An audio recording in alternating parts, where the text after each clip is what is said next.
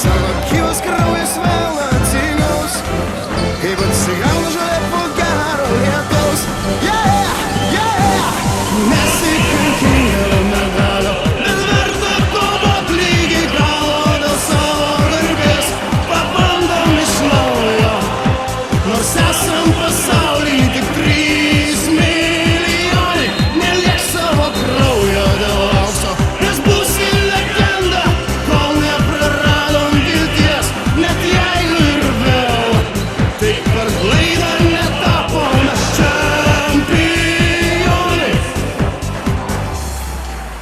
Ir aš 1000 kartų sakiau savo draugui. Pradėjom labai gražiai, bet pradėjom daugiau įprastą mums sudėtimą, kadangi tikslas buvo pasižiūrėti, kas yra kas, ypatingai kai jau ilgesnį laiką kartu dirbome, tai tie tokie keitimai buvo ne tiek, kiek reikalinga komanda, bet tiesiog visokie įvairiausi bandymai, variantų, žaidėjų ir taip toliau.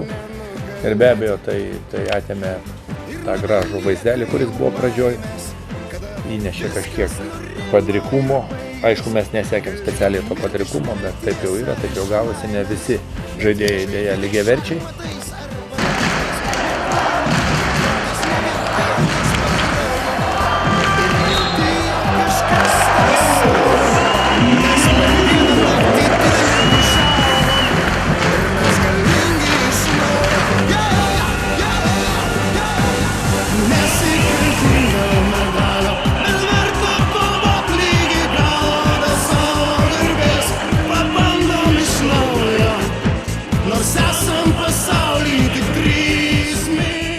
Negaliu pasakyti, kad man labai daug tų klaustukų yra, ar jų buvo, bet paprasčiausiai, jeigu aš pakviečiau žaidėjus į rinktinę, aš turiu jam duoti šansą, turiu juos išbandyti, turiu įsitikinti visą kitą, po to priimti sprendimą.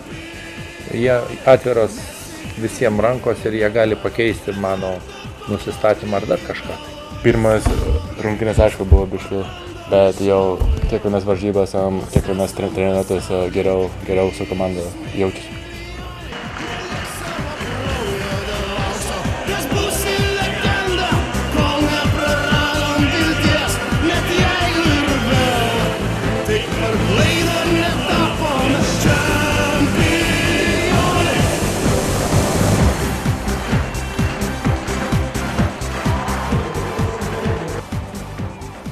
Dalis komandos Jonas Valančiūnas prisijungs, nekantriai laukiat ir kaip galvojat, kaip su juo?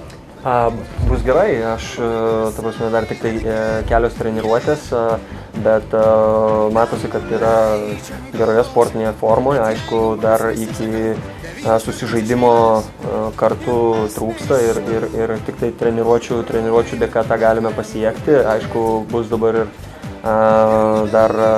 dar varžybų ateityje, tai aš tikiu, kad turėsime laiko kiek įmanoma labiau susižaisti ir nepaslaptis, kad Valančiūnas yra komandos lyderis ir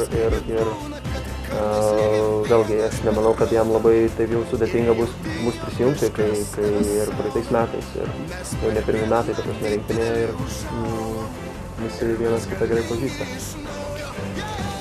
Ta prasme, daug buvo klaidų, kaip ir treneris sakė Rubinui, daug darėm gynybos klaidų, daug nesusipratimų. Buvo aišku ir gerų epizodų, bet norėsiu, kad tų klaidų būtų mažiau.